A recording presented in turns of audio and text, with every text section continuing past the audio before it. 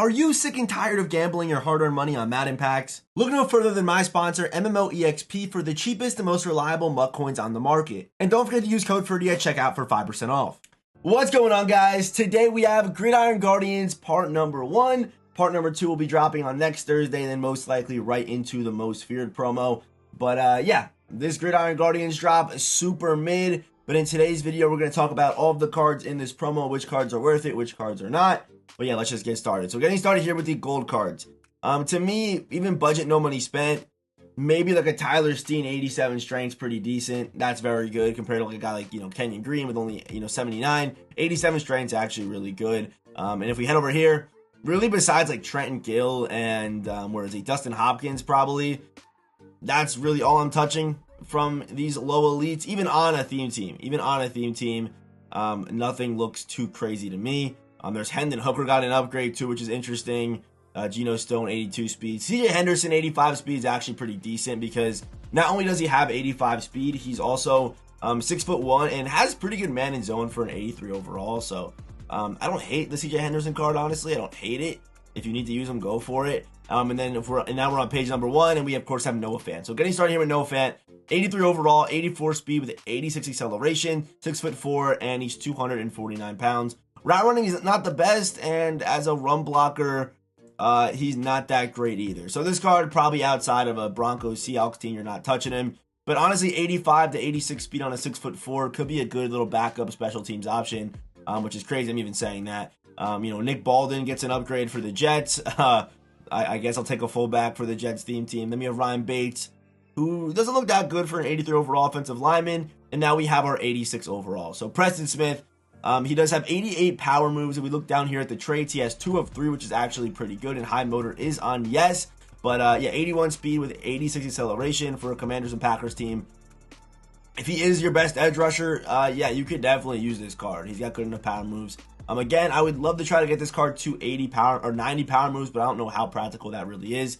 So, he looks decent. Nothing special there on Preston Smith. We now have Chris Olave. Olave, good mid and deep route running. He's not going to get any of the big, the big key abilities at only an 86 overall. But, amazing card art, honestly. And you guys see the card art right here. It looks really, really good. But 86 speed, 87 acceleration. Maybe, on a Saints theme team, he kind of goes, he doesn't really go into that, that Rashee Rice, Jerry Rice category, even on a theme team, because he doesn't get the same abilities as them. But on a theme team could be pretty decent. But outside of that, unless you love Chris Olave, I'm probably not touching this card either. And you already can see what his price tag is. Actually, might not be able to. I'll try to adjust that a little bit. Yeah, 130K for Chris Olave and all these 86 overall cards, which is definitely not worth it in my opinion. Now we now have Jeff Okudah. Jeff Okudah, I have a Lions theme team.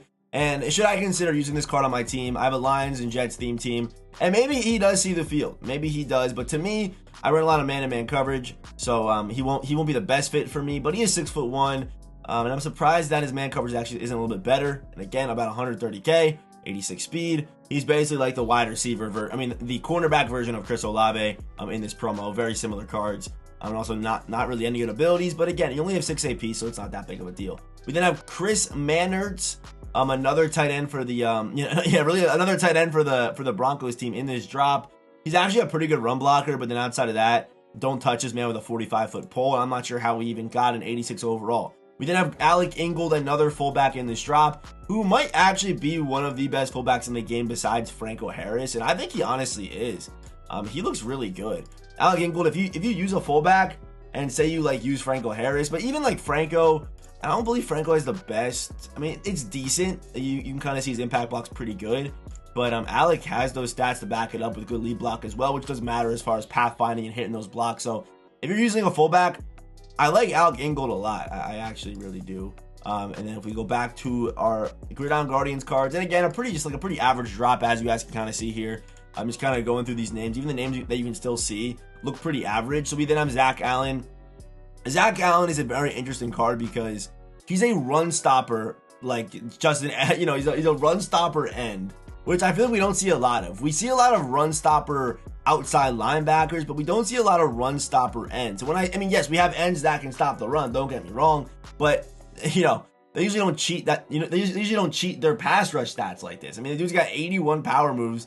The traits, he does have 1 of 3 high motor on yes, but he's a run stopper end. I've never seen anything like this. Maybe if you get your hands on this card, if you have a Broncos team, again, more Broncos cards, maybe put him at defensive tackle. I mean, he's definitely big enough where he can play defensive tackle, so maybe put him there. But I don't really know what the answer is for Zach Allen. Okay, we now have our 89 overalls. And you're like, wow, we have so many nice 89 overalls, but in reality, we just don't.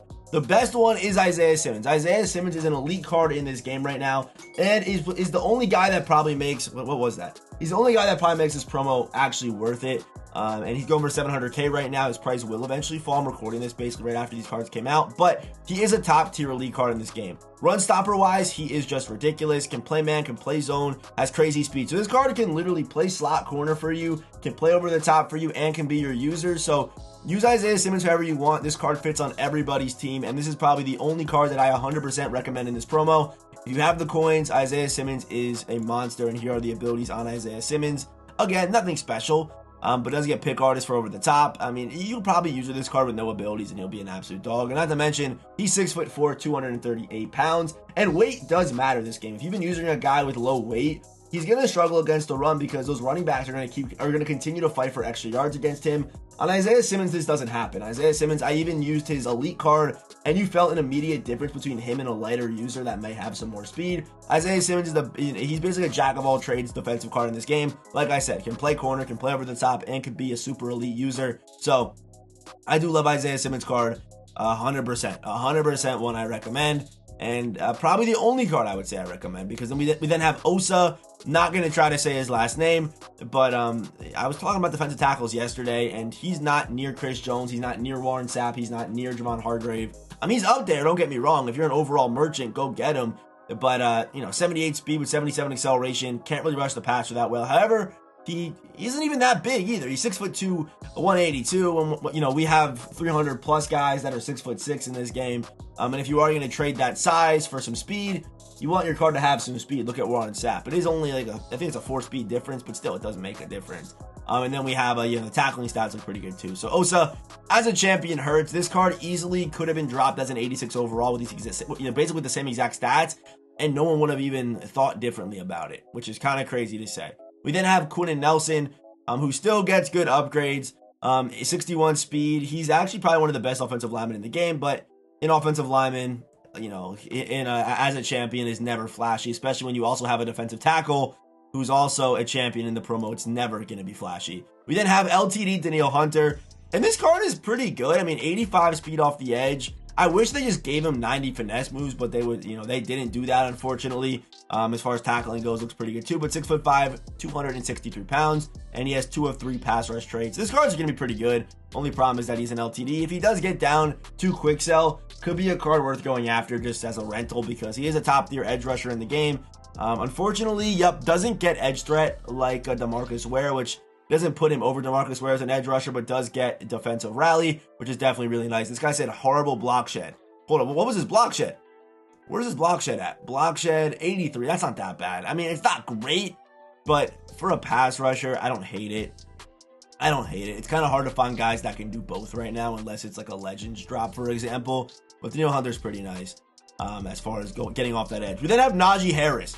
I don't know how Najee Harris got an upgrade. I'm a Najee Harris fantasy owner right now, and let me tell you, I should be in a mental health institution after watching this man play football, dude. I mean, even 87 speed is generous. He probably should have had 85 speed, maybe even 84 speed on this card, but 88 acceleration, 93 jumping. The problem with this card is that he's just a power back. He doesn't have a good juke move or a good spin move. The COD is actually pretty high for a power back, so if you like power backs, like trucking and hard cutting, he could be pretty good. I mean, he's under the air truck threshold, unfortunately. And for trades, he does get fights for extra yards on yes, which is a big W for the running backs. But I don't know how Najee gets this upgrade. And here are the abilities, by the way. He does get Bulldozer and a tier 3. But if you have a Steelers team, use this card. Have fun with him. Outside of a Steelers team, continue to use Bo Jackson. I mean, Bo Jackson, if we take a look at the running back landscape again, Bo Jackson is still probably RB1 for his price tag. DeAndre Swift, I might go buy this card pretty soon. As his price continues to fall, as I predicted. But it's crazy. Like, you could have upgraded any other running back in the NFL besides DeAndre Swift, and you chose Najee Harris, EA Sports. I don't know what you're thinking. And a team that already had a running back on their theme team. I don't know.